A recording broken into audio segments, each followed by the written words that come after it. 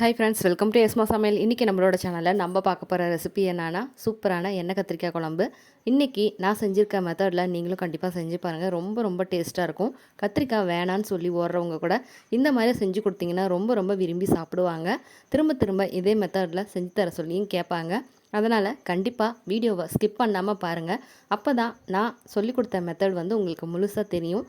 இதே போல் ட்ரை பண்ணி பார்த்துட்டு உங்களோட கமெண்ட்ஸையும் எனக்கு தெரியப்படுத்துங்க. வாங்க வீடியோக்குள்ளே போயிடலாம். ஃபஸ்ட்டு ஒரு பெரிய டேபிள் ஸ்பூனில் கொத்தமல்லி தூள், சின்ன ஸ்பூனில் ஒரு ஸ்பூன் அளவுக்கு மிளகாத்தூள், 1/4 ஸ்பூன் அளவுக்கு மஞ்சத்தூள், 1/2 ஸ்பூன் அளவுக்கு தூள் உப்பு எடுத்து வச்சுருக்கேன்.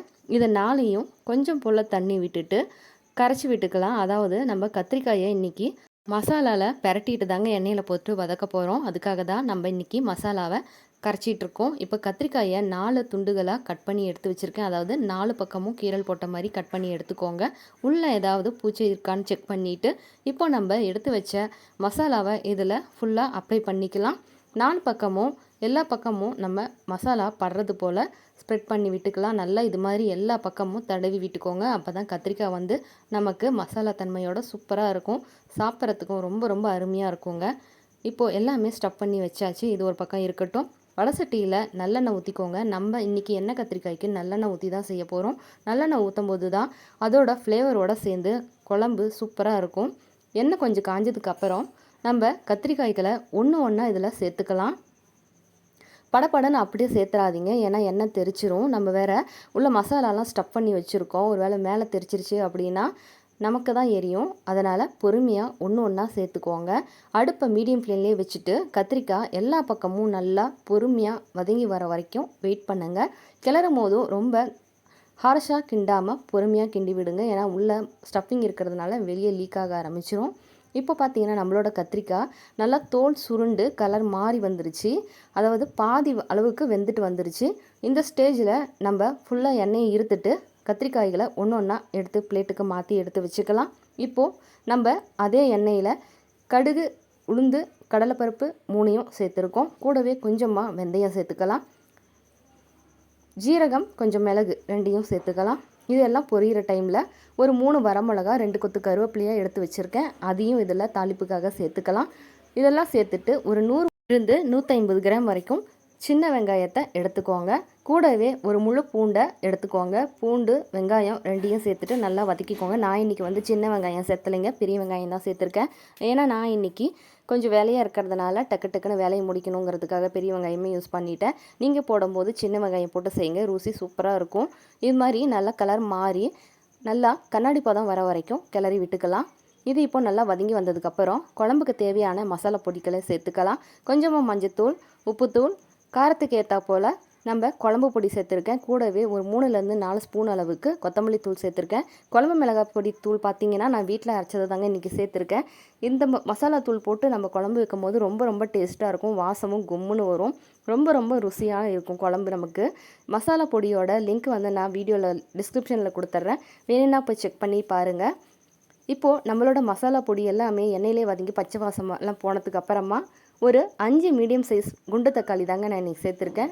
அதை இன்றைக்கி பொடியாக அரிஞ்சிட்டு இது கூட சேர்த்துக்கலாம். நீங்கள் நாட்டு தக்காளி யூஸ் பண்ணுற மாதிரி இருந்ததுன்னா ஒரு 3 மட்டும் சேர்த்துக்கோங்க போதும். குண்டு தக்காளியில் அந்த அளவுக்கு புளிப்பு இல்லாத இருக்கும். அப்படிங்கிறதுனால நான் இன்றைக்கி 5 பழம் நல்லா பழுத்த பழமாக எடுத்து சேர்த்துருக்கேன். தக்காளி சேர்த்ததுக்கப்புறமா இது நல்லா வதங்கி வரணும். அதாவது நல்லா குழைவாக வதங்கி வரணும். தக்காளி உருவம் இல்லாதபடிக்கு நம்ம வதக்கி விட்டுக்கலாம். இந்த அளவுக்கு நல்லா தக்காளி வதங்கிட்டு நமக்கு ரெடியாகிடுச்சு.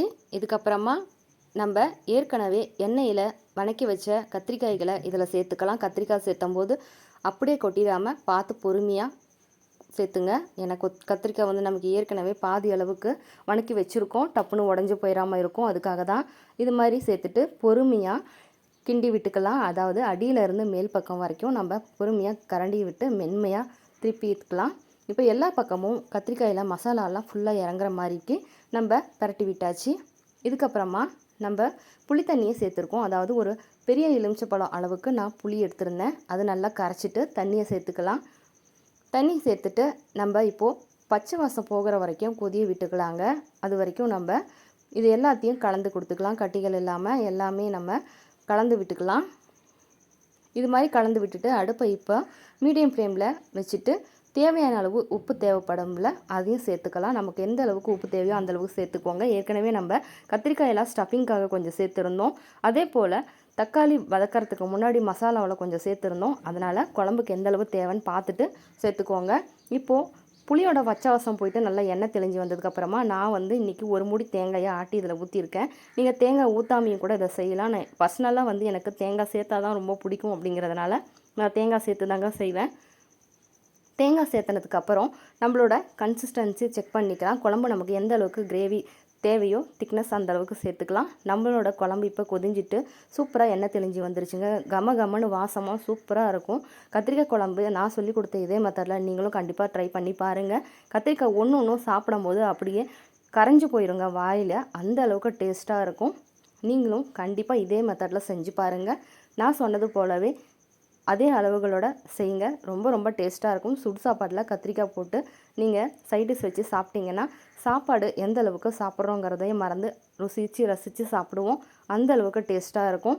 பாருங்கள், நானும் கூட குழம்பு வச்சது உடனே சாப்பாட்டில் கத்திரிக்காயை சேர்த்துட்டு சுட சுட சாப்பிட்டு முடிச்சிட்டேன். அவ்வளோ டக்கராக இருந்தது. நீங்களும் கண்டிப்பாக ட்ரை பண்ணி பாருங்கள்.